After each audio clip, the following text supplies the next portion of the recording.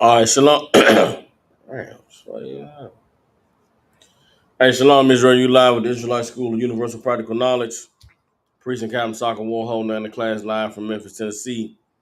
Every Tuesday, Wednesday, and Thursday, we have classes from 6 to 8 p.m. Central Standard Time here in Memphis. You brothers and sisters that's in the Memphis, Tennessee, and surrounding areas, the address to the school is 3000 Walnut Grove Road, Suite 215. Again, 3000 Walnut Grove Road, Suite 215. Class is Tuesday, Wednesday, and Thursday from 6 to 8 p.m. Central Standard Time. The call-in number to the school is 901-249-0085. Again, the call-in number is 901-249-0085. Since 1969, the Israelite School of Universal Practical Knowledge has been teaching so-called blacks, Hispanics, and Native Indians the truth according to the Bible. What is the truth? The truth is that so-called blacks, Hispanics, and Native Indians descend from the greatest people that have ever walked the face of the earth. The Bible identifies us as the lost 12 tribes of the nation of Israel. And in the year 2023, there's nothing more important than for God's chosen people to find out the truth of who they are, where they come from, and what our purpose is here on this earth. So what I'd like to do with these classes is give brothers and sisters an opportunity to go into this book called the Bible to gain the knowledge, wisdom, and understanding that the Most High has placed therein in order for us to be able to come back to being the people that the Most High called us to be so that we can avoid the pitfalls and the snares and the traps that exist in this world that we live in today. All right, so what I like to do is start the class off with questions. If any brothers and sisters have any questions in the class, all you can do is raise your hand. If you have any questions online, all you got to do is type them in. I'll give y'all a second. If nobody has any questions, the topic we're going to go into tonight is the Saudi Sovereign Wealth Fund. All right. The Saudi Sovereign Wealth Fund. For those of you who may not know, that is the title that has been given um, for a special portion of the Saudi Arabian government that has been tasked with the mission of reintroducing Saudi Arabia to the world via their involvement in various entertainment, sport industries across the world. Right. So anybody that pays attention to any sports, you've been seeing a whole lot going on recently with these Saudi Arabians buying their way into major sports. One such case made the news, really heavily around the world recently with their offer to a soccer player who plays over there in Europe. I believe he's a Frenchman by the name of Kylian Mbappe. The Saudi Sovereign Wealth Fund has offered this cat $1 billion. God damn. So lucky, y'all. Give me 1 second. Let me see if y'all, give me a one if y'all hearing me and y'all seeing me clearly online. Just type of one in, all right? If y'all hearing me and you seeing me clearly. I don't know why the camera keep going out like that. So let me get a one if y'all hearing me and seeing me clearly.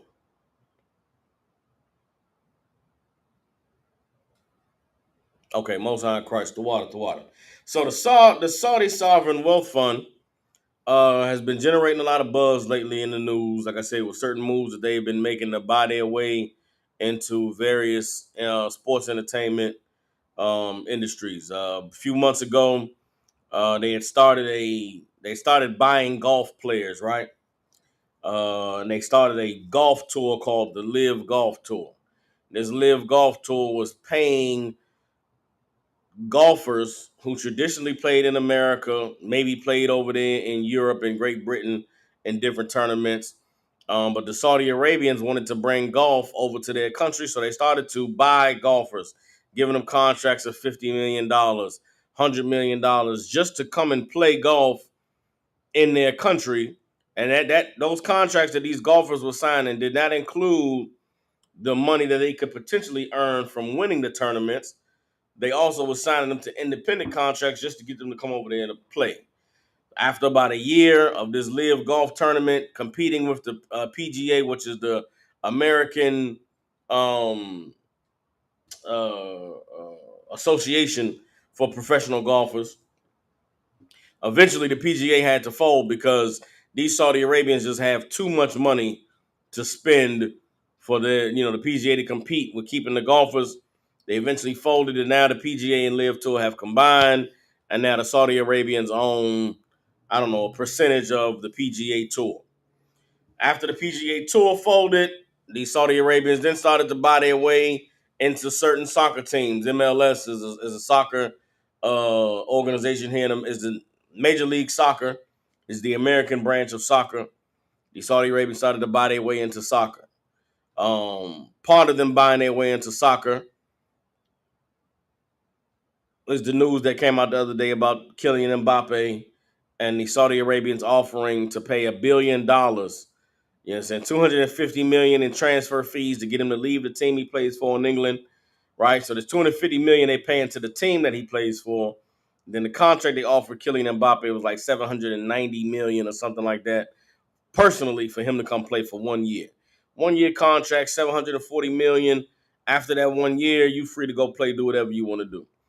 The Saudi Arabians also just purchased a percentage stake in the Washington Commanders, which is a football team that was just sold here in America. And so there's a lot of buzz about the Saudi Arabian government and their willingness to pay all this money to be a part of these sports organizations and to be a part of, the entertainment industry. And there's a lot of, Esau has a term that he uses, which he calls sports washing, that he's blaming the Saudis for doing. Right? The issue that the American media has with these Saudi Arabians is Saudi Arabia are supposed to be bad guys because their government is very different from the government in America. And when I say that government is different, meaning they don't have freedoms in Saudi Arabia like you're supposed to have freedoms here in America. In Saudi Arabia, their women can't be lesbians and their men can't be open homosexuals, and you can't get high, and there's no strip clubs, and they got a lot of rules that they live by over there because Saudi Arabia is a Muslim country and the people that are in charge are very Muslim, and they want to keep the appearance as though they are pious and righteous and honorable people, so they don't allow a lot of the freedoms that America allows. There have been, news, what do they call them, reporters out of these countries that have come forward with different um, articles and different reports about some of the things that are taking place in these countries, and the government will just round up these reporters and kill them. Recently, there was a report, I think about 2 years ago, that the Saudi Arabia, they put a hit out on this cat. Like, he was out there talking in the media about what was going on in the government and going on in the country. And I don't know if it happened in the actual country or if they caught him in England or somewhere, but somebody caught this reporter, hacked him up, dismembered him, and his body disappeared, and he was never heard from again. And then one day, one of the representatives in the government came out and said, yeah, we killed him because he should have been running his mouth. And so in the American media, there's been a demonization of these Saudi Arabians. I mean, they portraying them as though they're evil and they're terrorists and they're tyrants and they rule over their people with an iron fist and there's no freedom. And so that makes the media believe no one should want to have anything to do with these people. If you're an American, if you love America and love the freedoms of America, why would you want to have dealings with these shady, tyrannical, evil people, evil rulers of their people? But what's being made abundantly clear with all of the sports washing that these Saudi Arabians are doing is that America and the Western world is a place that is full of hypocrisy. Because while the media wants to tell you that these sports teams and these athletes and these entertainers and these owners of these teams shouldn't want to have anything to do with these Saudi Arabians, the actual U.S. government has everything to do with these Saudi Arabians. All of your major industries, the oil and the military weapons, and really those two, the oil.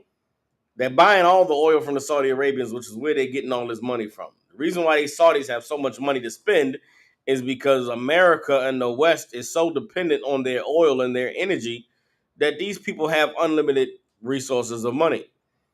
Also, the militaries of these countries, the Saudi Arabia, the United Arab Emirates, the Jordan and Syria, and all these countries over there in the Middle East, they are buying all of the guns and all of the tanks and all of the defense missile systems and all of the weapons that America and Germany and France and all these other industrial militarized nations have to offer. So how the hell are the sports teams or the sports organizations, why should their morality or their ethics be questioned for dealing with these Saudis when the actual US government deals with them?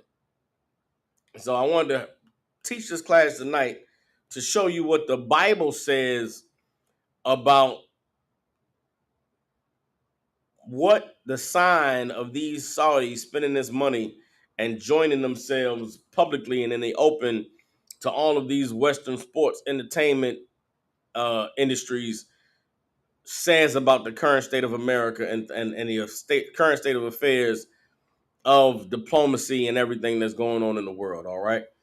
So if anybody has any questions before we get into this topic on anything, any questions you have about anything, you can type them in or raise your hand in the class. If not, we're going to go ahead and get into the breakdown of the Saudi Sovereign Wealth Fund and what it signifies in terms of the status of America and this Western civilization in general. All right.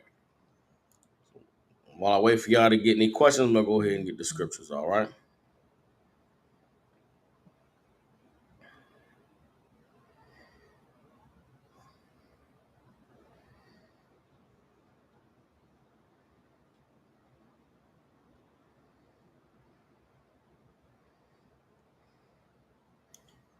All right.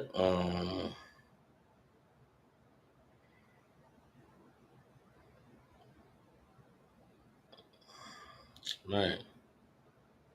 Oh, there we go.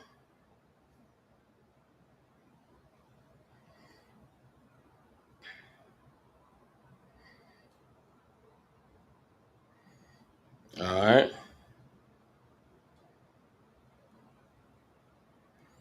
Get Matthew.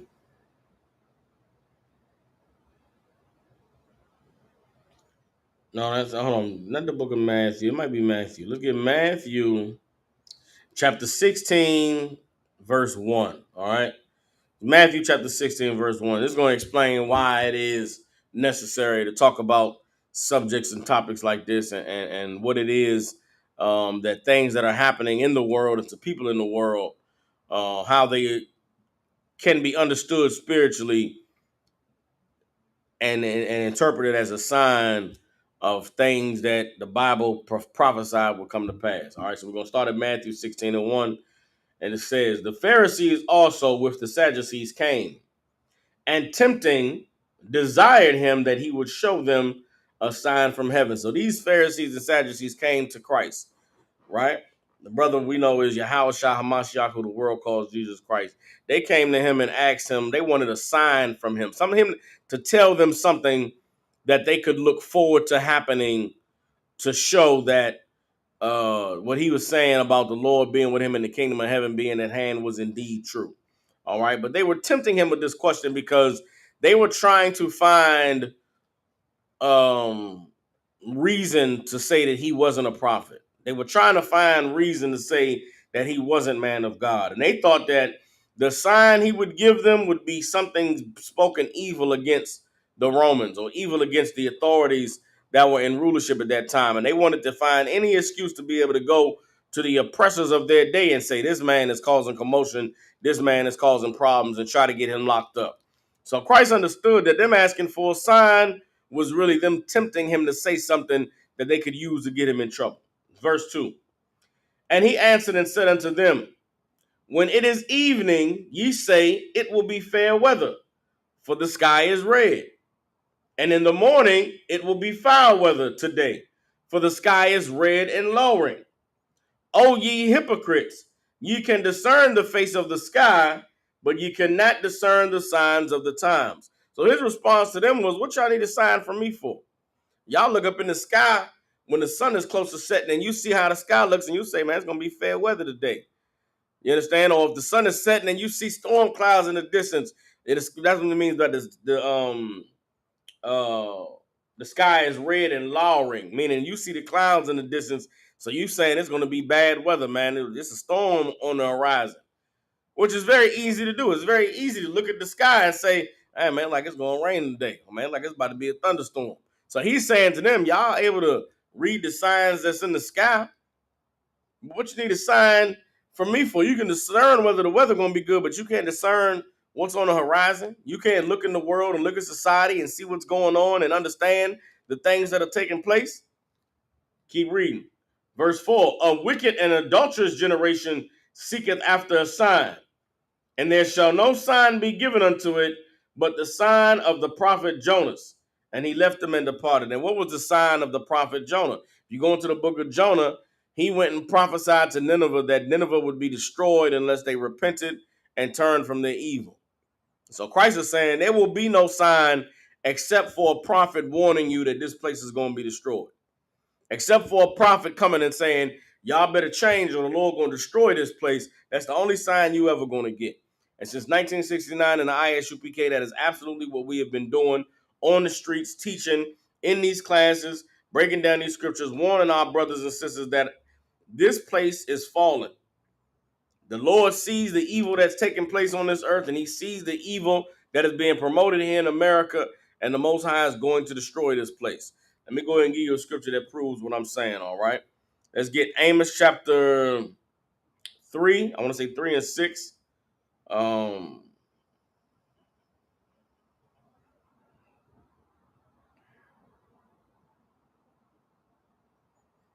It might be Amos 9 and 8. Let's get Amos chapter 9, verse 8. All right, this is the sign of the prophet Jonas as spoken by Amos. This is a warning from Amos, and it is the same warning that Jonah gave to Nineveh. All right, and this is the same warning that men of God have been given since the days that our King walked the earth. There is no prophecy except the prophecy of the Lord destroying this place so that he can raise his people up. Everybody understands? There are no signs. There is no watch for this and look for that, except for look for evil proliferating and being promoted, and then look for the Most High to destroy this place. Everybody understand? So this is Amos chapter 9, verse 8 says, behold, the eyes of the Lord God are upon the sinful kingdom, and I will destroy it from off the face of the earth, saving that I will not utterly destroy the house of Jacob, saith the Lord. You understand? What is the sinful kingdom? The place where all sin is centralized. And there is no other place on the earth where sin is more centralized than how it's promoted, how it's accepted, how it's, excused for than here in America. Sure, there are other places on the earth that are evil and disgusting, but America is ground zero for promoting and pushing it. You understand? America is where Hollywood exists. America is where you have your the music industry. You have the entertainment industry and all of these different industries that are designed to promote and push culture around the world. These other nations have been fighting hard against America, not for their countries and their people to accept the culture that is being promoted here in America. But there's only so much that they are able to do in terms of fighting against how powerful the propaganda machine of this Western world is. And so the Saudi Arabians is just another country who are in the mix of that. But the Lord has prophesied that he was going to destroy this place from off the face of the earth, except he would not completely destroy Jacob. Who is Jacob? Jacob is Israel, the 12 tribes. Everybody understands. So the Lord has already prophesied that he's going to destroy this place. And Christ has said that there's going to be no sign given except for the sign of the prophet Jonas, meaning what? Men coming out to warn the people, you better change, you better repent, you better do what the Most High said to do, because this place is going to be destroyed. And what does that have to do with the the Saudi sovereign wealth fund? Well, these Saudi Arabians have gotten rich and gotten wealthy because of their association and their deals and agreements with America. And the Bible, when it prophesies about the fall of this sinful kingdom, when it talks about the destruction of the great beast and the fall of Babylon, it also talks about all of the other nations that have gotten rich and gotten wealthy because of their dealings with them. And I'm going to talk about the Saudis, and I'm going to show you where they fit into biblical prophecy and why it is that they are in such a rush today to spend all this money they have and to get themselves into these sports entertainment industries. All right, let's go ahead and get all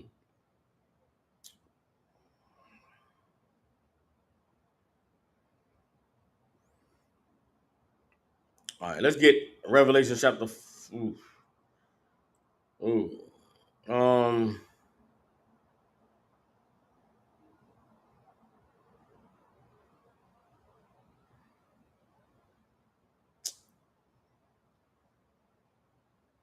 let's get two scriptures first. Let's get Revelations 18:4. All right, because this goes in line with the first two scriptures I read and the warning that God has for his people. Matter of fact, no, we're going to go ahead and read from verse 1 all the way down, all right? So we're going to read Revelation chapter 18, verse 1 down to 4, all right?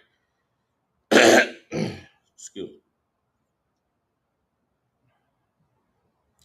All right, Revelation chapter 18, verse 1 says, "And after these things I saw another angel come down from heaven, having great power, and the earth was lighted with his glory. And he cried mightily with a strong voice, saying, Babylon is fallen, and is become the habitation of devils, and the hold of every foul spirit, and a cage of every unclean and hateful bird." What is it saying? Babylon is fallen and has become the place where all evil dwells. Babylon is fallen and has become the habitation of liars, and every evil, hateful, sinful spirit is there. You look at America, this is Babylon. And it is fallen because it is a place where the only thing that exists here is wickedness and sin and evil and liars and everything that's foul and against the Most High. Like, even in the places where you think, even in the places in America where it's promoted that God is there, like your church, like your mosque, like all of your so-called spiritual systems that are here in America, there's nothing but hypocrisy and lies and evil and sinners in that place. You go to, a lot of us that's tuning into these classes, y'all in the truth, and y'all been in the truth for some time. But go have a conversation with somebody in the world about their experience in church. Go have a conversation with somebody in the world about their grandma or their uncle or their mother who still is in that church. And they're gonna tell you that the most evil, sinful people that they know are the people that go to church every goddamn day, every church every week. The church is not a place where people go to become who God called them to be. In the black community, the church is a place where people get to go to pretend that they are better than what they actually are. And because everybody in that church is sinners and everybody in that church is doing evil, nobody ever talks directly to anyone else about the evil they're doing, but everybody knows what's happening in that place. That's why there's homosexuals in there. That's why those young girls are becoming whores or lesbians, and young boys are becoming homosexuals, or they're running up out of there because there's nothing but evil and disgustingness going on in that place. You look in the American government, you look in the medical industry, like there's no safe haven or safe space in America where evil and wickedness is not present. That's what the Bible is talking about when the angel said that Babylon is fallen. This is verse 3. For all nations have drunk of the wine of the wrath of her fornication, and the kings of the earth have committed fornication with her, and the merchants of the earth are waxed rich through the abundance of her delicacies. That's speaking about your Saudi sovereign wealth fund. That's speaking about your Chinese government with all of the billions and trillions of dollars that they have because of the debt that America owes to them. That's talking about your Russia and your Ukraine and the Philippines and India and Pakistan, all of these nations around the earth. Hell, let's just deal with the black community. There's a hair industry in America that gives over $1 billion a year to East Indians because of all of the balding of their women's head that they're doing in order for black women to be able to get a 10-inch, yaki, 100% silky plus virgin hair, whatever that bundle bull BS is. Them women in India are cutting their heads off bald so that them East Indian men can bundle that hair, wash it, and put it into some machine that ties it on the rope so they can send it over here to America to pay black women because the white man tells the black woman that she's ugly and her hair is nappy and that professional. So they believe they got to go get that weave and that lace front, and all that hair is coming from the East Indians. That's $1 billion industry. The Koreans have $1 billion industry selling black people hair care products, selling black women fake eyelashes, and you know, uh, all of the different things that you go and buy at the beauty supply store. All of the glue for your weave and your eyelashes, all of the fake nails that you press on and you paint, all of the, I don't know, tongue rings and belly button rings and all of the stuff that you get from these Koreans. It's $1 billion industry over there for those people. Black women love to go get they manicure and pedicure. Guess what? There's some Vietnamese woman in some shop rubbing your feet down, and you giving her $75 every 2 weeks. That money is going straight back to their nation. These other nations have gotten rich and waxed fat because of the abundance of the delicacies that is here available to them in America. When it talks about the fornication, when they talk about they committed fornication and the merchants of the earth are waxed rich, think of all the money that's made over there in the Middle Eastern countries from drugs. Don't you know the main country on the earth that exports opium is Afghanistan? Or poppy seeds. Let me say that they export poppy seeds. But poppy is used to make opium, which is also used to make heroin. You understand? Over there in the middle, and over there in the other part of the earth, they don't smoke weed. They smoke opium. They smoke as a smokable form of heroin that they get high with over there in those Middle Eastern countries and over there in Europe and over there in Asia. They ain't smoking weed and marijuana like you're doing here in America. They getting high off what they call opium. Here in America, that's where your heroin comes from. That's where your fentanyl today is coming from. That's what's being laced in your weed and laced in, in your Molly and all them type of those drugs. They coming from these other countries. And these other countries love the money that they get supplying America with its drug habit. Supplying the black community with all of the coverings that you need to not feel insecure, not feel shamed about who God made you to be, because your oppressor lies to you every day and beats you down about the way that you were made. So these other nations have gotten rich and they've drunken the wine of the wrath of the fornication of this place. You understand? This is Revelation chapter 18:4, and it says, "And I heard another voice from heaven saying, Come out of her, my people, that ye be not partakers of her sins, and that ye receive not of her plagues." Everybody understands. So the Most High is warning us, don't be partakers of their sins. Don't be a part of the evil that's going on in this place so that you won't have to deal with the destruction that I bring down. And that is where we are today. The Most High is trying to get his people to obey, to come back to the truth, to come back to serving him and doing what he said to do.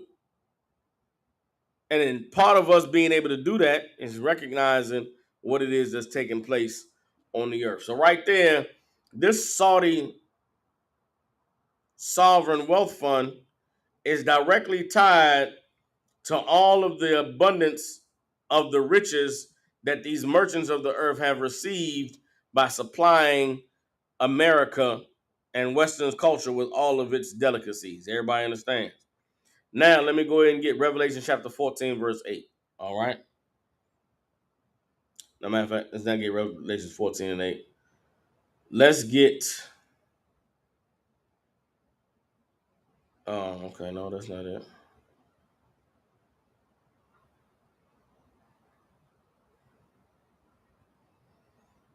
Uh, Hold on.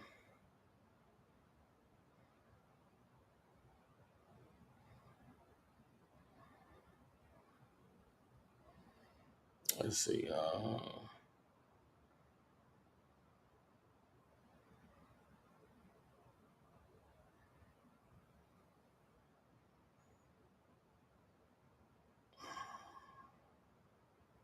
See something.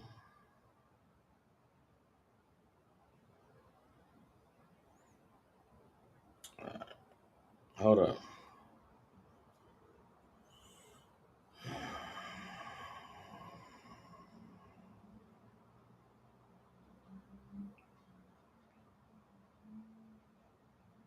All right, hold on. Let's get Revelations.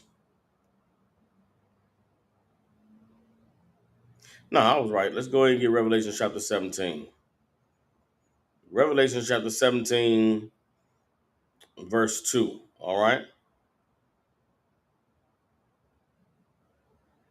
Hold on.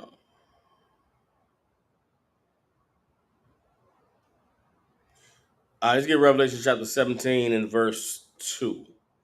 Now we're going to start at verse 1. Let's get Revelation chapter 17, verse 1. All right.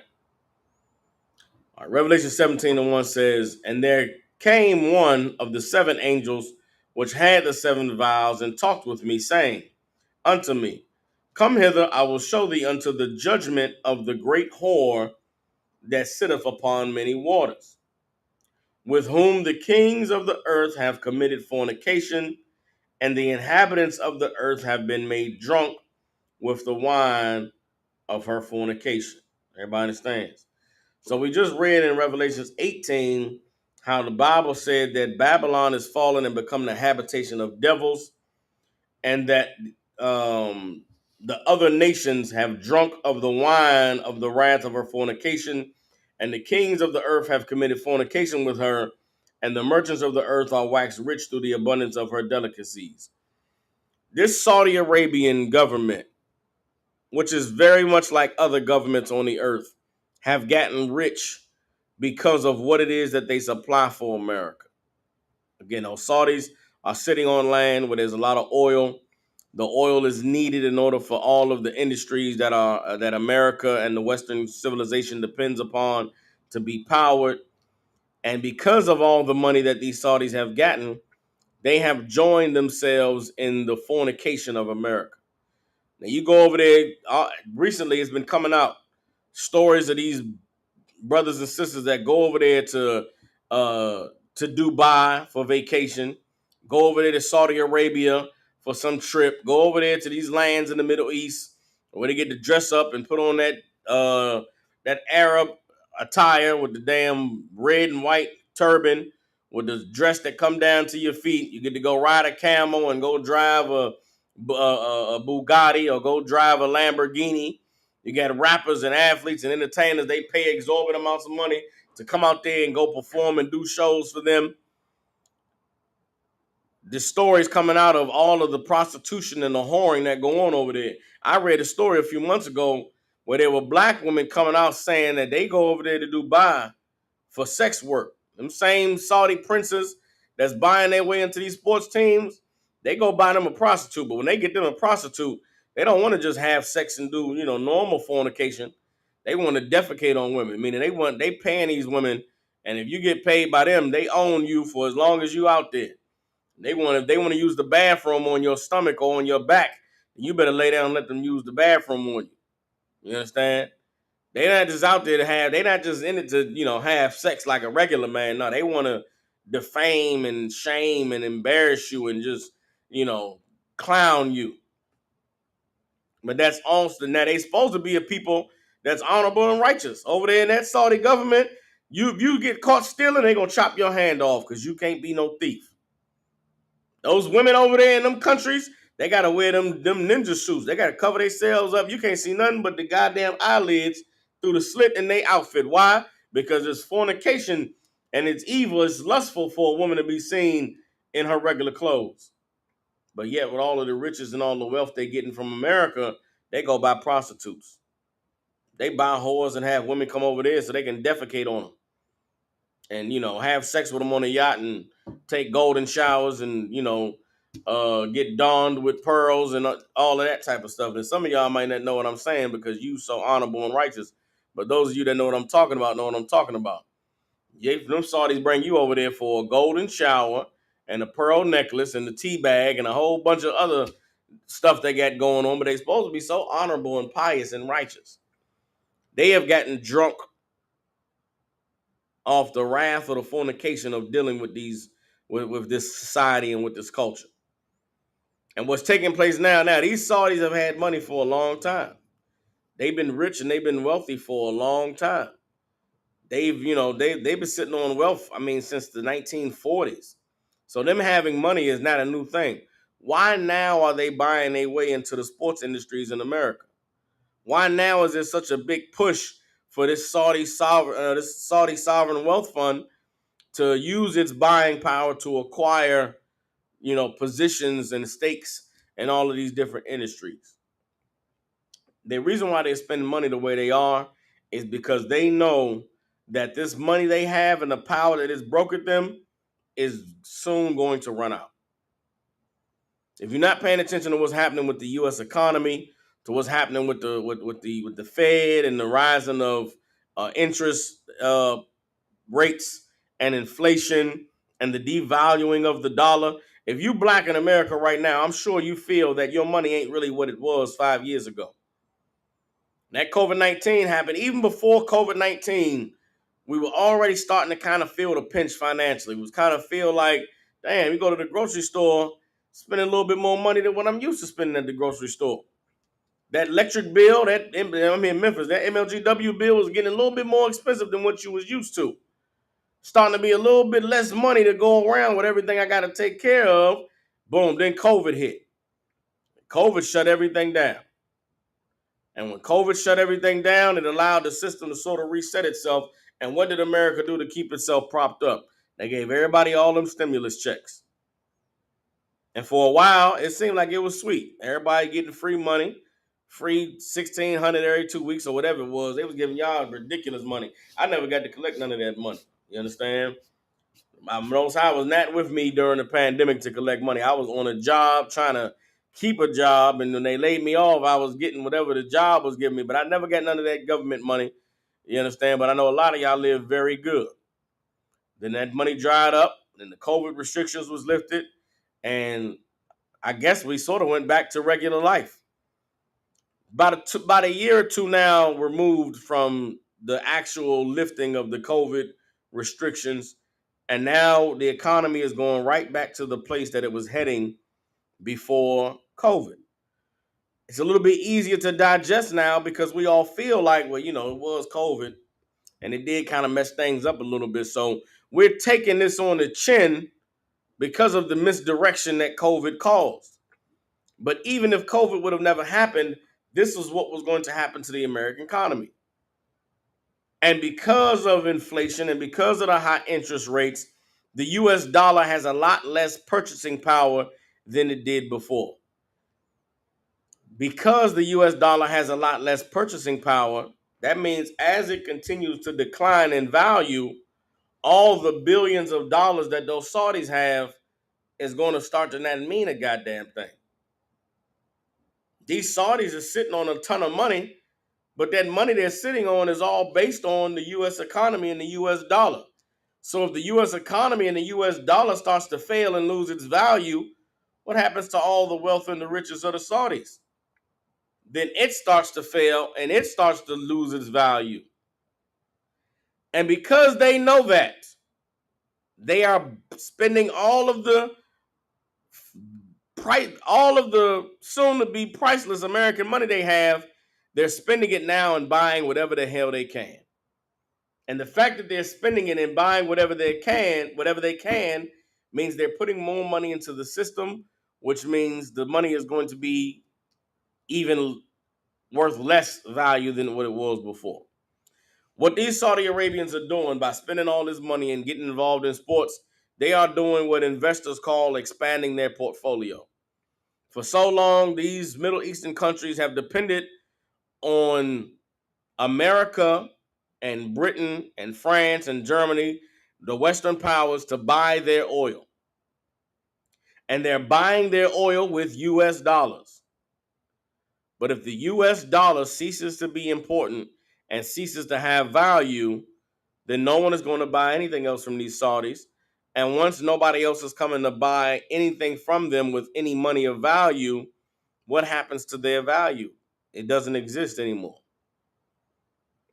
So to offset the dwindling power of their money, they are buying their way into sports, because even when oil goes away and nobody has any money to buy oil, guess what people are going to have money to do? They're going to have money to watch basketball. They're going to have money to watch soccer. They're going to have money to watch the golf. And so the Saudis, once their oil money goes away, they still want to be able to have money being generated in sports.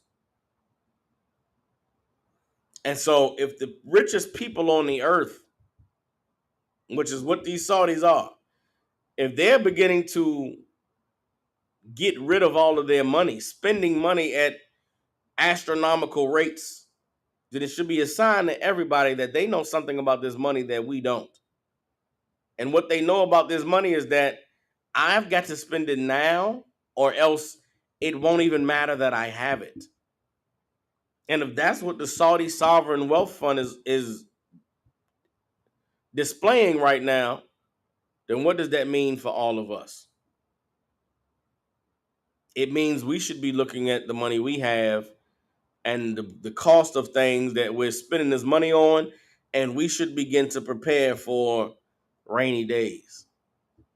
We should begin to prepare for famines and shortages and your money not being worth anything. So your purchasing power is non-existent.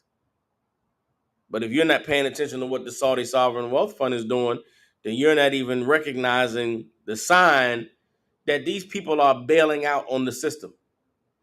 They're absolutely bailing on America, bailing on the US dollar, bailing on this financial system. And that's why they're just giving all their money away, because they know we got to spend this money right now. Because if we don't spend it now, we're going to be the only ones with this dumbass money that we can't do nothing with. And then what was the point? That's why even 20 years ago they started building Dubai. They started building these paradises and safe havens in their land, because they knew pretty soon going to Vegas is going to be, it's not going to be a thing anymore. Getting on a plane and going to Los Angeles, going to Hollywood, and going to this place and that place, it's not going to be something that anybody would desire to do.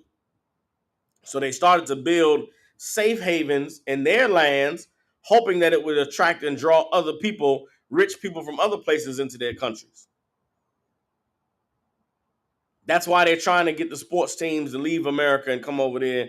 Get the golf to leave America, come over here and golf with us. Get Kylian Mbappe. I know you kicking that soccer ball over there in Europe.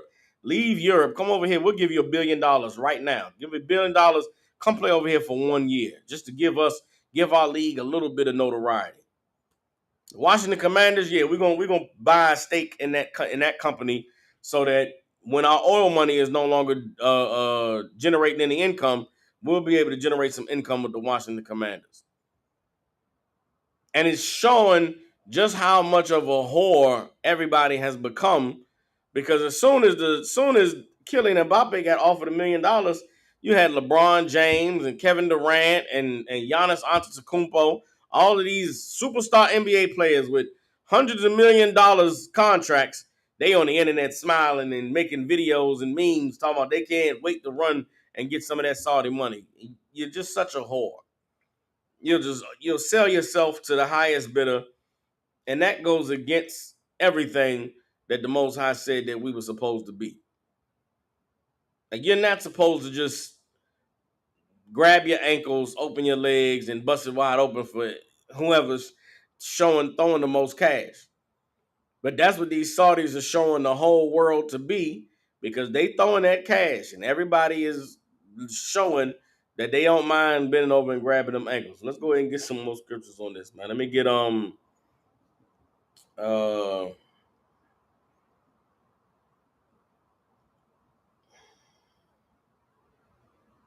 okay, hold on. Get Ezekiel.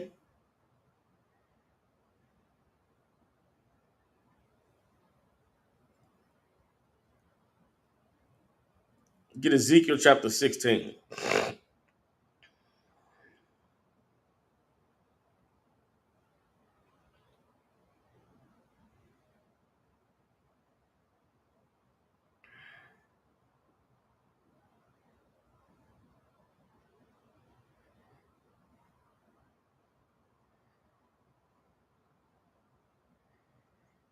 Get Ezekiel chapter 16.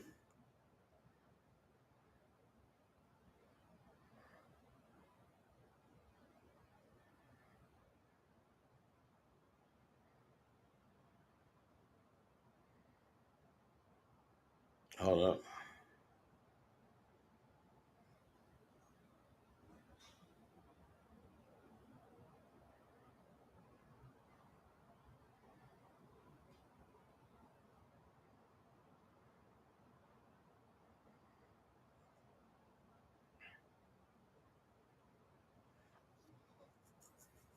Hold up.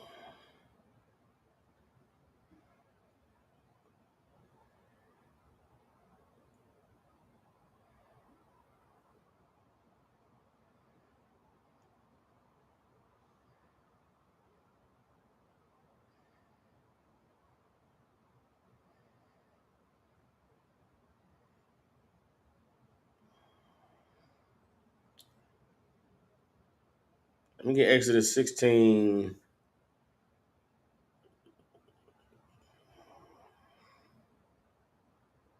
Get Ezekiel 16 and 33.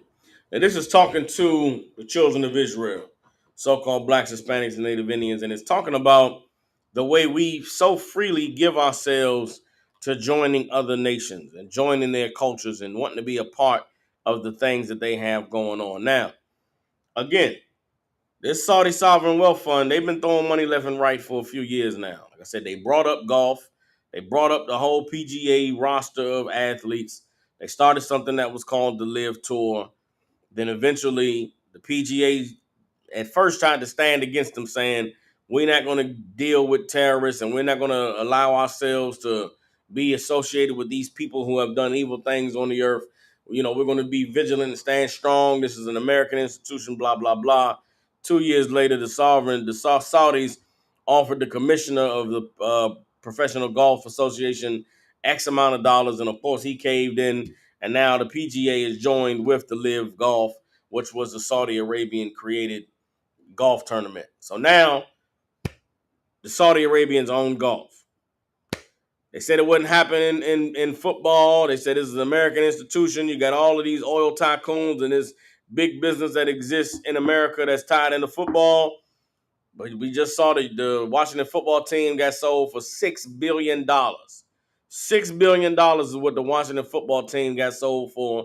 And this is an organization that's been in turmoil for many, many years with a owner and a culture of, all types of, women getting assaulted and raped and molested and all types of horrible things happening, racism in the emails. After all of that came out, this football team still sold for $6 billion. Why? Because these Saudis put some money in. The Charlotte Hornets is a basketball team that just got sold. They sold for X billions of whatever billion amount of dollars that they sold for. And I guarantee you there's some Saudi sovereign money that's tied up in the sale of the Charlotte Hornets too. These Saudis are buying their way into all of these American industries. And at the first sign that there's an opportunity to get some money, when there's a player that they're pursuing out there now, before this Kylian Mbappe cat got offered $1 billion, there's another soccer player named Cristiano Ronaldo. Cristiano Ronaldo already took $500 million to go play soccer in Saudi Arabia. You understand? And I'm trying to get y'all to understand that these are athletes that are at the top of their sports, leaving the top competition in their sports to go play in the middle of nowhere in the desert in Saudi Arabia, all because they offering them the money. And I'm not even mad at the athletes. This is not against the athletes. This is not saying they shouldn't go get that money or they should hate the Saudis or playing for the Saudis is any worse than playing for America. I'm not saying that. In terms of their moralities, the Saudis and the America, they're all the same. They're evil, they're sinful, they're wicked, rich men. But the media portrays it like playing for Saudi Arabia is so much worse than playing in America or in Europe, when that's just white supremacy. The point, the core of what I'm demonstrating is that the reason these Saudis are spending this money is because they see the writing on the wall that the US dollar is falling. And if the US dollar is falling, and it means to them they got to spend all of the US money they have now, or else it won't be able to buy anything later, that should be a sign to us who are not rich, who are not sitting on top, that if these rich people are bowing out of the system and spending as much money as they can, then that means we should be preparing for what's coming around the corner. Because rich people don't never go out and just blow their money on things that seem like nothing unless there is a reason. And if you go look at the fall of all the, before any uh uh governmental system that's ever been on the earth had a fallout that led to its destruction or its change, the change in the regime and change in leadership, a financial crisis always preceded it, particularly here in America. Before World War II, what did they have? The Great Depression. That's what led to World War II. A lot of people don't know, before World War One in 1913, there was a huge bank run that took place in America, which led to the creation. I forget what it was called. Man, there was a huge depression type event that happened in 1913 that preceded the creation of the Federal Reserve banking system, and that preceded the World War One. Before the French Revolution that took place in France, that led to the murder of the king and the replacing of their government, there was a financial crisis. The same thing before the British Revolution and the American Revolution, which led to the American independence. Financial crisis is always the first step before the falling of any empire. And the fall of the Western world is going to be preceded by a financial crisis. We are in the midst of that financial crisis, and one of the signs that we are in the midst of it is the Saudis bailing on oil being their primary money generator, and them going into sports as a supplemental means of income. Why do these rich ass wealthy people need a supplemental means of income? Because the primary one that they've been dependent on for so long is being threatened. Everybody understands.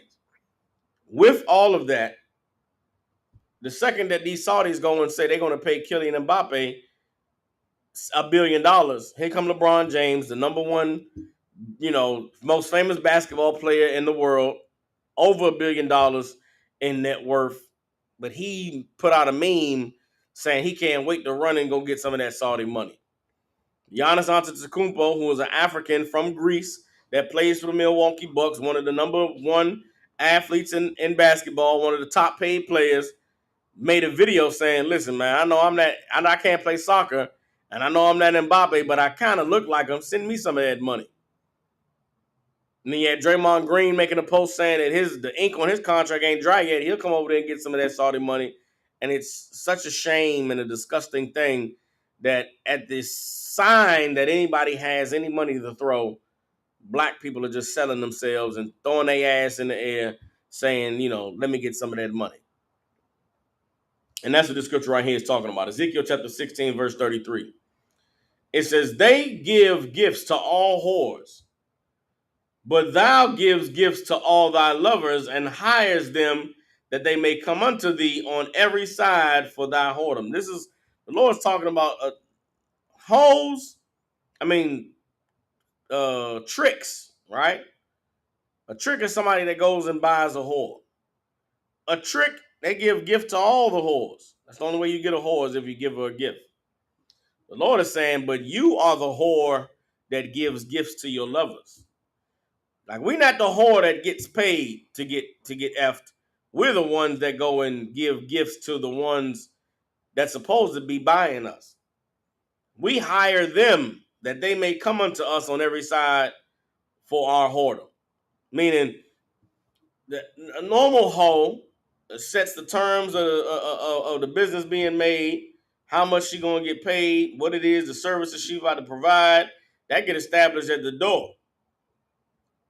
We like a hoe that just goes in and does whatever we're gonna do and just hopes that we're gonna be able to get something in return. Like that's absolutely what LeBron James and all of them making them posts about the Saudis was, because the whole reason this Saudi sovereign wealth fund started to use sports as a means to normalize their way into society is because of the bad reputation they had.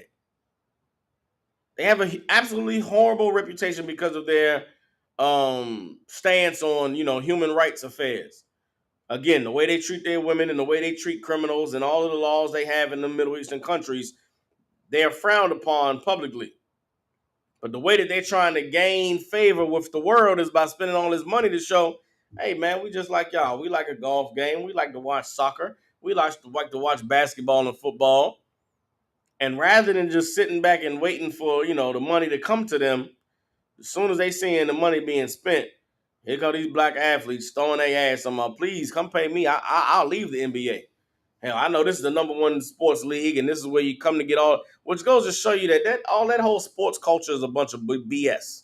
It's a bunch of bullshit. All of that, I want to play, and on the biggest stage and in front of the biggest crowds, and I'm doing it for the love of the game and for the love of the passion of the sport. No, you're not. You're just doing it to get paid. And ain't nobody mad at you doing it to get paid. Go get your money, black man. God made you 6'9", 250. You can run and jump and do whatever. Go get that money. Lord, allow I have me a son. If the nigga grow taller than 5'7", and he gonna play some ball, because there's athletes in my family, and he gonna have the blood in his veins. If I got a kid that can play some sports, play some ball, and he love to do it, go get that money. I'm not saying you can't go get the money, but have some integrity about yourself. Have some honor. Damn, if the Saudis is throwing that money around and you think the money gonna come around to you, just wait till they come to offer you a contract and play hardball. Goddamn, act like you're not a hoe that's just ready to fold and be sold the second somebody throws some money at you. Play it cool. And when they come, they offer Kylian Mbappe $1 billion. Maybe they come to you, you say, nah, man, you gotta give me $3 billion, man. I'm LeBron James, dog. You can't just come buy me cheap. Instead, you on the goddamn internet smiling and cheesing, talking about, come get me, come get me. Now you're validating to the rest of the world, these Saudis ain't so bad. Like, you giving them the publicity that they're paying other people for the publicity. They're paying everybody so that everybody will say, hey, the Saudis ain't so bad. They ain't even got to pay you, LeBron James. You just come out there and just say, yeah, man, oh, I love me some Saudi money. I wish I could get that money. They ain't got to pay you, Draymond Green or Giannis Antetokounmpo. You giving these bastards free publicity. You're normalizing them to the rest of the world because if LeBron James say it's okay, surely it's all right. If Draymond Green and Giannis Antetokounmpo say it's okay, surely then ain't nothing wrong with these Saudis. Hell, the black people will get down with them. And black people against everything that's oppressive and hateful and evil. But surely if LeBron James approve it, then they approve. These athletes and these entertainers did more for these Saudis yesterday on Instagram and Twitter than the Saudis have done in the past 5 years, spending over, $40 billion buying their way into these sports clubs. And it's an absolute shameful, disgusting thing that we as a people we don't even see the bigger picture. Ezekiel chapter 16, verse 34. And the contrary is in thee from other women in thy whoredoms, whereas none followeth thee to commit whoredoms. And in that thou givest a reward, and no reward is given unto thee, therefore thou art contrary. Meaning, we ain't like most hoes. Most hoes get something for what it is that they give out. Black people are the ones that give everybody what they need without us being compensated in the least bit. And that's talking about your sports. Right now, I mean, it's so sad. Right now, in the NFL and that in football, right? There's a huge conversation being had in the media about the running back position in football. Why? Because the running back position in football is one of the most important and necessary positions in the sport. But it is one where you get your body used up the quickest and you get hurt the fastest and your value decreases. You would think that all of the players in football would see that the business model is to use and abuse these running back players. How about we get together and stand in solidarity with them to make sure that they get the money that they deserve, man? All of these owners are billionaires and they're making millions of dollars hand over fist every year for our performance on the field. Let's not leave our brothers, the running backs, out to dry. Let's make sure that our brothers, the running backs, get their money too. You would think that black men would come together in the union and say, listen, it's wrong with these owners doing to these running backs. We want to make sure these cats get paid, man. We need to go ahead and change the rules or change the laws so that these running backs will get better money on their first contract. Every other position, that's that second contract, that's when you make your big money. But because these running backs get used up in the first 4 or 5 years, man, they shouldn't be allowed to draft them out of college and sign them to 4 or 5 year contracts, man. You running back position, you get a 5 year maximum, you know what I'm saying? That's the life of your career in the NFL. Well, how about we make sure they get their money in the first 2 years, man? You want to draft a running back in the first round? You want to draft a running back high? You want to use him up, use his body, and put wear and tear on him? You got to pay him the big bucks out the door, man. But nah, they not doing that. They're such whores that don't require that anybody gives them anything. They'll all just be quiet. This brother, Saquon Barkley, top 3 running back in the NFL, just took $11 million for 1 year. To play for a team he already sacrificed his body for, already got hurt. You understand? Already got hurt playing for the team. And they just treat him like he don't give a damn.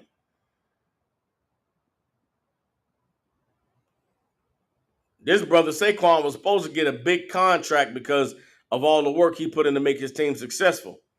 They came and offered him $11 million. And it's so bad right now. He ain't the only one. He got his money. He didn't really get his money. He settled for a BS contract. But Josh Jacobs, the number 1 rusher in the league last year. Austin Eckler, one of the top running backs. Dalvin Cook, another top running back. Ezekiel Elliott. Like, these are cats that have put their body on the line for this goofy-ass sport of football.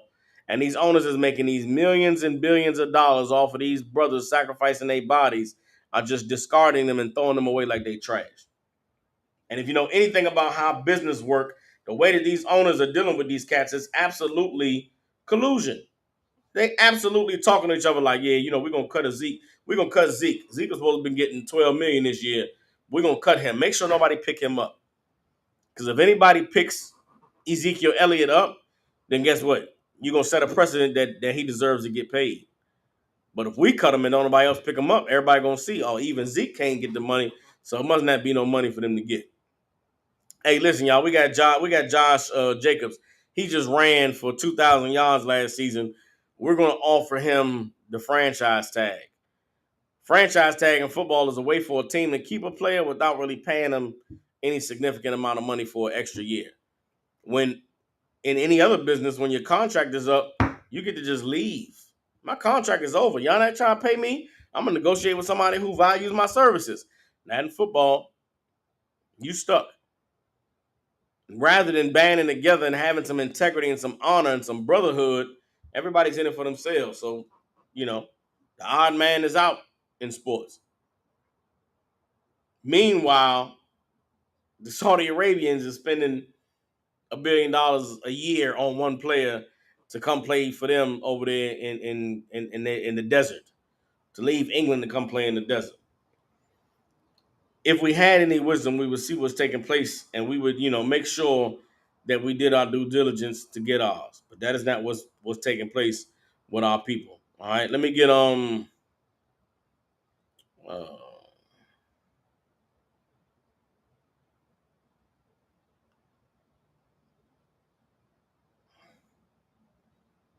bear with me.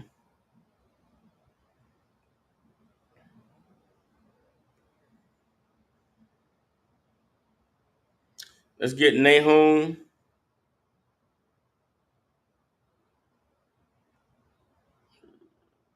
Hold on.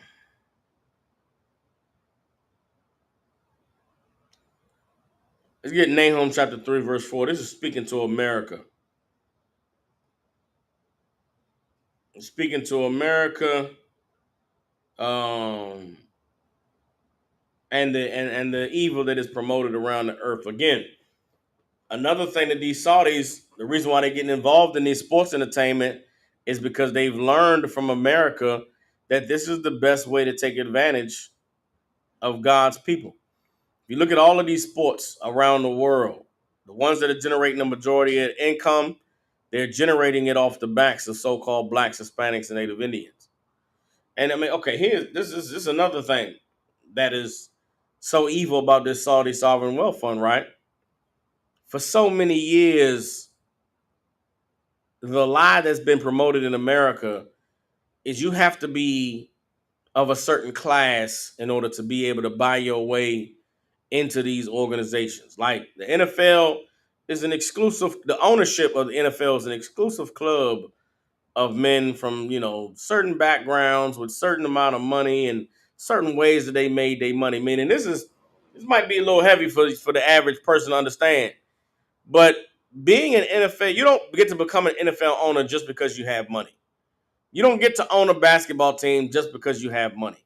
In order for you to become a part of the ownership group of these these exclusive clubs, the other owners have to approve you being in ownership.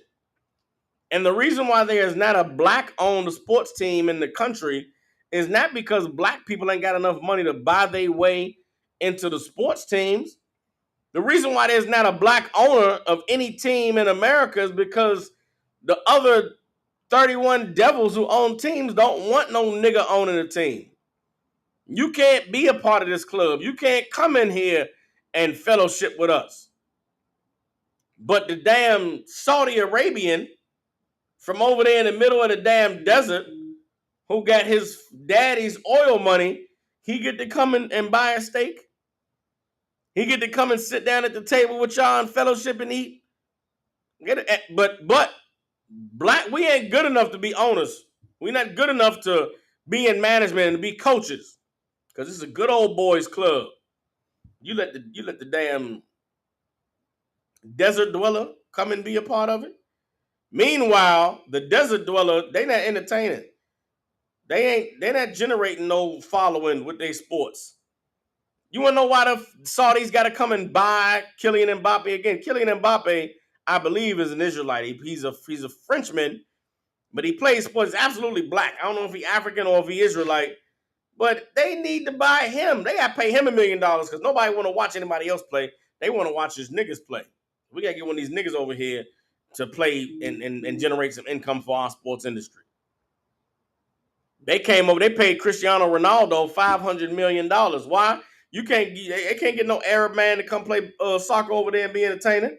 They got to come get the Brazilian cat because the Brazilian soccer guys out of this world.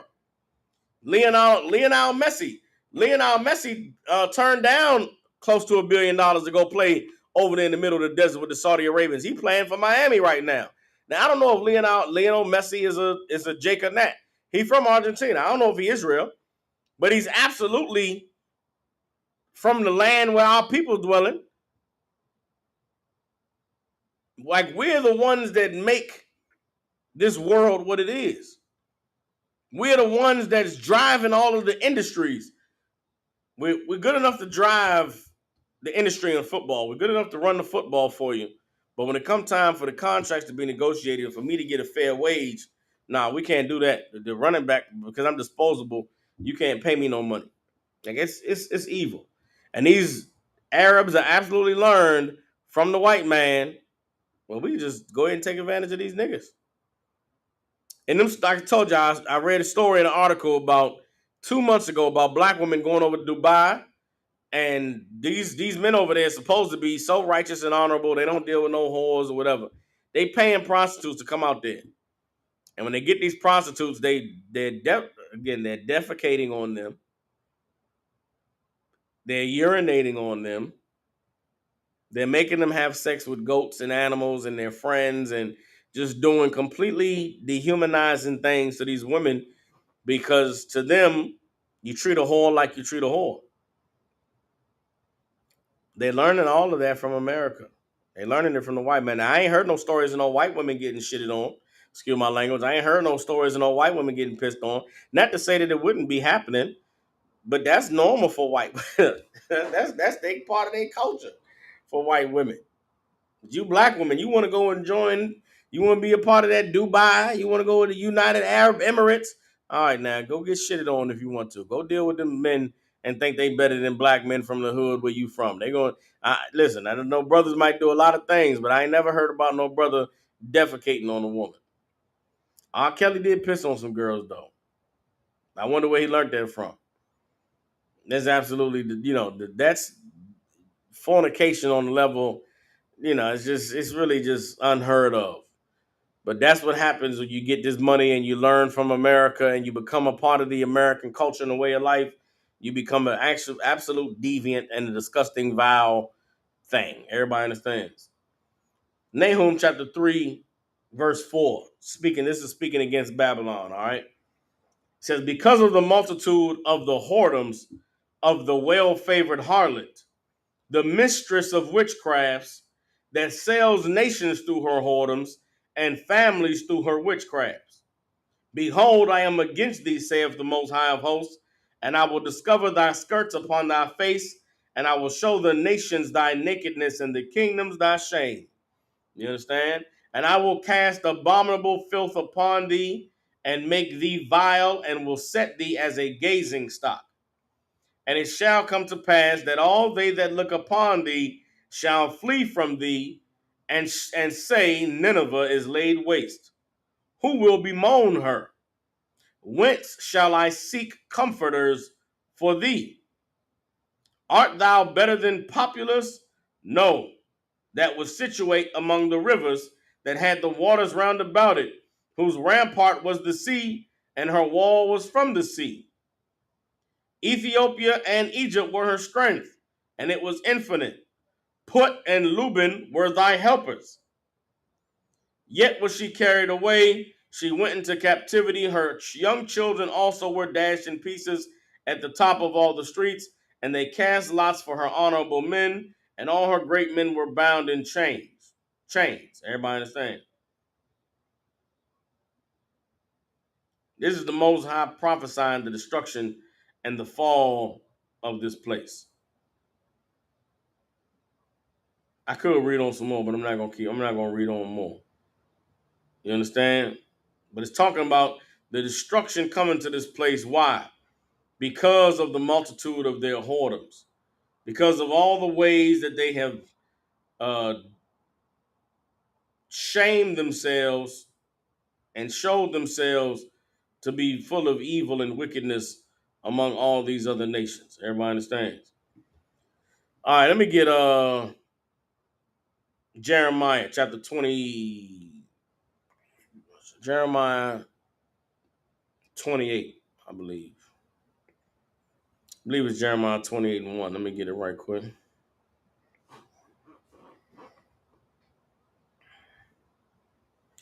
Jeremiah. Hey, is it Jeremiah 28? No, it's not Jeremiah 28. Man, what's this? Hold up. What is this scripture?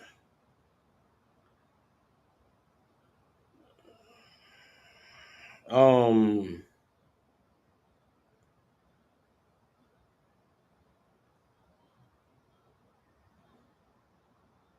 Jeremiah 28 and 8 is the scripture. There's another good scripture too, Sister Kazakwana. I'm gonna get that scripture next. All right, this is Jeremiah chapter 28, verse 8.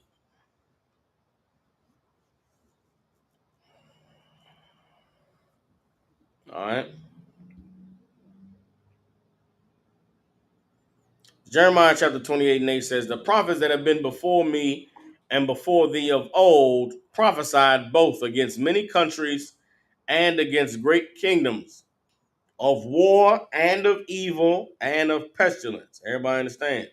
See, people think that the men of God, I don't know what they think, but church and religion will make you believe that men of God was soft, and men of God spoke about God loving everybody and everybody coming together and being accepting and understanding and making excuses for people being the way that they are. That is not the truth. That is not what men of God were that we read about in this Bible. Jeremiah is telling you that the prophets that were before him and the prophets that came before the people of old, they all prophesied of war. They prophesied of pestilence and they prophesied of evil. Why? Because that is God's prophecy to the world. You've done evil. You won't repent. You won't turn back from your evil. And so I have to destroy you. And we have been prophesying the fall of America since the 60s. And people have laughed and said that we were crazy and said that we were, what they say, we were racist and we bigots and we this and we that. When we're just men who are telling you what the Lord said. And because we know that the Most High has prophesied the fall of this place, when I see the Saudi Sovereign Wealth Fund spending money like, there's no tomorrow, then I know that that's the Lord showing us that this place is falling. The bottom is falling out. As I'm teaching this class today, like I said, the Fed, which is the Federal Reserve, just came out with an announcement today that they are raising interest rates. If they're raising interest rates, that means inflation is going to increase. And if inflation increases, then that means the dollar is going to be less valuable than it has been. I don't know about y'all where you live in the country, but I know absolutely for a fact where I live here in Memphis, money is not stretching like it used to stretch. When I moved to Memphis because of the cost of living. I moved to Memphis because it's easy to be able to have an apartment and a vehicle and go to work and pay your bills and still have a little bit of money left over. That's not the case no more. The prices of apartments, I just seen somebody post on Facebook. It was laughing about it. But there's a 1-bedroom apartment that's accepting Section 8 vouchers and stuff like that. But the rent is $10.50. For them to do a background check for basically the application fee is $50. They want a $600 deposit and they want like a $250 security deposit. So the rent $10.50, but you got to put down $850 in order to, get in the door, so to speak. And the dude was laughing like whoever fall for that is a fool. And I didn't say nothing on the post, but I'm thinking to myself, this nigga must not have went and got an apartment recently, because that's the standard for what's happening in Memphis right now. I know to folks from Memphis, that seems crazy, right? It's ridiculous to think that a 2-bedroom, 1-bathroom apartment would be $10.50. Welcome to inflation. Welcome to what they call that? Damn. Welcome to a recession, nigga. That's what we living in right now. Welcome to the Great Depression. You want to know? Now, see, the thing about black people, we know how to survive. Hey, we've been broke all our lives. We know how to get by. We know how to hustle. Listen, right now, I'm announcing to everybody, my rib is about to start promoting the sale of her new jewelry line, KB Creative Collection. You understand? Y'all be looking for that. The sister's making all types of jewelry. She got bracelets and necklaces and all, but she's going to make earrings is coming next. She's going to have all beautiful, wonderful things for you to be able to, you sisters to be able to get to look pretty. For all you brothers, you be able to fly out or get something nice for your gal. Come shop with her. You understand? Because that's going to be a nice supplemental income to be able to survive while the bottom of this place is falling out. Because the money that's coming from the 9 to 5 is not enough.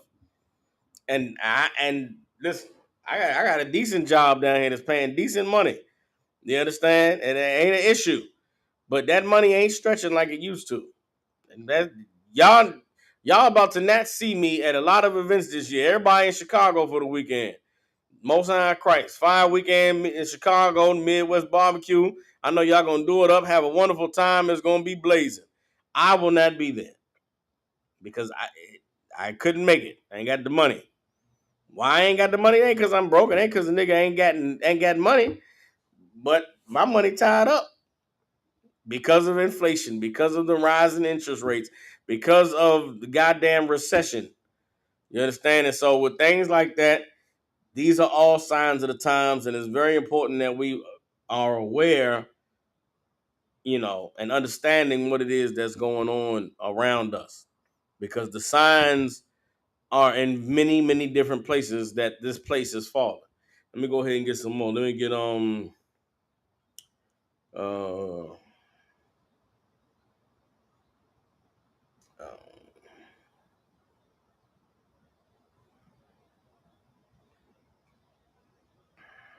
okay.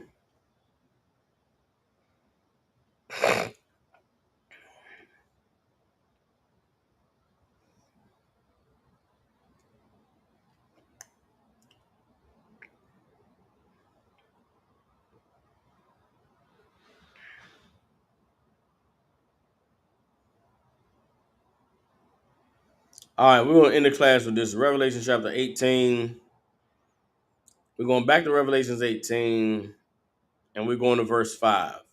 And I'm going to read on down. We read earlier Revelation chapter 1 down to verse 4.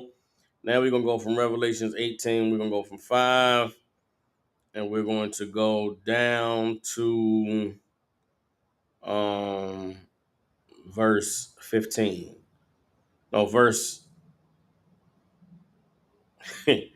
19. All right? We're going to read the rest of Revelations chapter 18. And it's important. All of this, really, I could have just read this whole stretch, and that could have been the whole class. But I wanted to make sure I got other scriptures to provide context to show y'all the Saudi Arabian connection to America, and how um,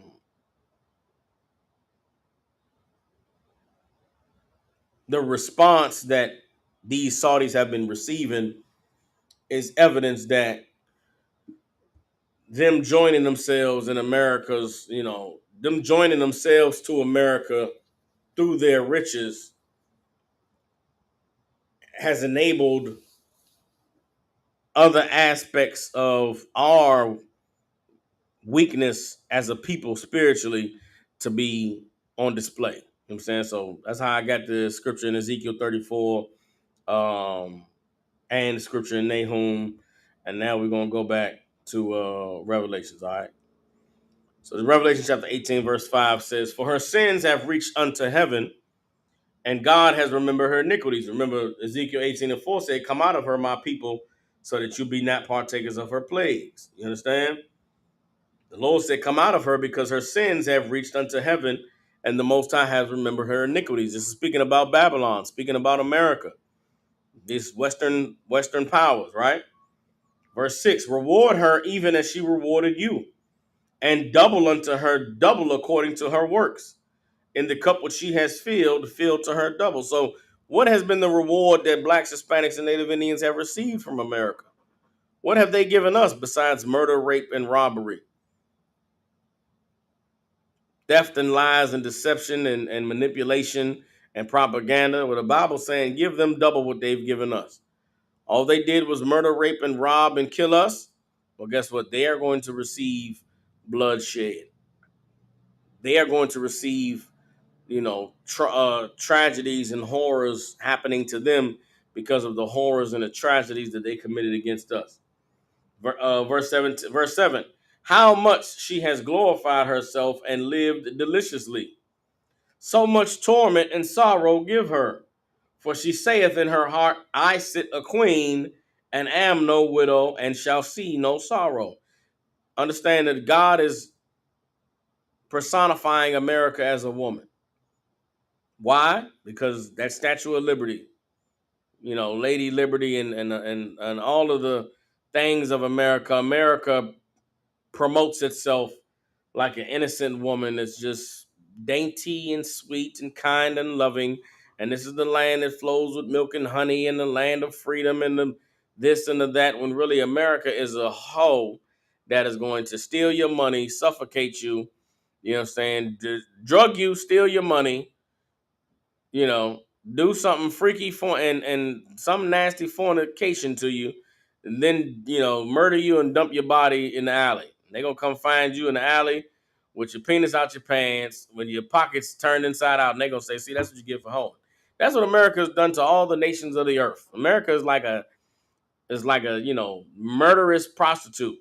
Some evil bitch that just come and present herself like, yeah, come on, Big Daddy. And as soon as you get in that room, that bitch gonna drug you, do something nasty, violate your body, something freaky diggy while you passed out, and then murder you and dump you in the alley with, face down, ass up, your pockets turned inside out, no wallet, no jewelry, and the investigators gonna come and see the dead body and see the sexual violation and say, yeah, that's what he get. He tried to buy some vagina and get served up proper. That's America. So like it. Revelation 18:8. Therefore shall her plagues come in one day, death and mourning and famine, and she shall be utterly burned with fire, for strong is the most high power who judges her.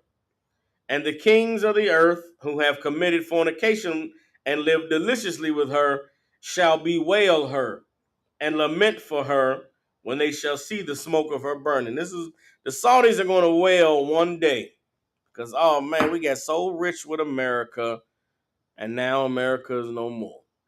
Them Koreans and them East Indians are going to be, oh no, what happened to our $1 billion industry selling black women hair and makeup and fake eyelashes and fingernails? What happened? Because America is burning. Everybody understands. Verse 9, and the kings of the earth, Misalaki, verse 10, standing afar off for the fear of her torment, saying, alas, alas, that great city Babylon, that mighty city, for in 1 hour is thy judgment come. Verse 11, and the merchants of the earth shall weep and mourn over her, for no man buyeth their merchandise anymore. Again, these other nations have gotten rich selling to America. And why does America buy? Because America is in the business of whoredom. America's in the business of getting high, buying designer this and designer that, and you know, the whole industry of everything in America is built off of lies and deception and propaganda. The whole women's beauty, hair care, and all that industry is built on telling women, bitch, you're ugly and you're fat and your nose look goofy and your eyelashes too small and your hair too nappy and your skin too dark and them blemishes is imperfection. No man wants you. So you go out and blow all your check on a bunch of beauty, hair care, goofy nothing products when you go to the store, no makeup with a bonnet on and some funky sweatpants, and there will be a man trying to have sex with you. What the hell you spending all this money trying to look good for? Maybe you should work on your personality and work on, the essence of being a woman, and then maybe you'll be able to have a man who doesn't want to just have sex with you. Moving on. Verse 12, the merchandise of gold and silver and the precious stones. Another thing, y'all ever notice that only in America do we wear jewelry like that? If you go to other parts of the earth, buying diamonds and jewels, and that ain't even a thing in other places. I don't even know that's a thing in Europe. If it wasn't for blacks, Hispanics, and Native Indians, I don't even know if rocking icy jewelry is even a thing. So all of the merchants that sell all these things, they need America because America is what drives all of their economies. Verse 12, the merchandise of gold and silver and precious stones, and of pearls and fine linen, and purple and silk and scarlet, and all thyine wood, and all manner of vessels of ivory, and all manner of vessels of most precious wood, and of brass and iron and marble, and cinnamon and odors and ointments and frankincense and wine and oil and fine flour, and wheat and beasts and sheep and horses and chariots and slaves and souls of men. Everybody that's selling all these things, America is the place to go to sell. And all the fruits of thy soul, and all the fruits that thy soul lusted after, are departed from thee, and all things which were dainty and goodly are departed from thee, and thou shalt find them no more at all. The merchants of these things which were made rich by her shall stand afar off for the fear of her torment, weeping and wailing, and saying, Alas, alas, that great city that was clothed in fine linen and purple and scarlet, and decked with gold and precious stones and pearls. For in 1 hour so great riches is come to naught. And every shipmaster and all this company in ships and sailors, and as many as trade by sea, stood afar off, and cried when they saw the smoke of her burning, saying, What city is like unto this great city? And they cast dust on their heads and cried, weeping and wailing, saying, Alas, alas, that great city, wherein we were made rich, all that had ships in the sea, by reason of her costliness. For in 1 hour is she made desolate. That is the day that is coming to America.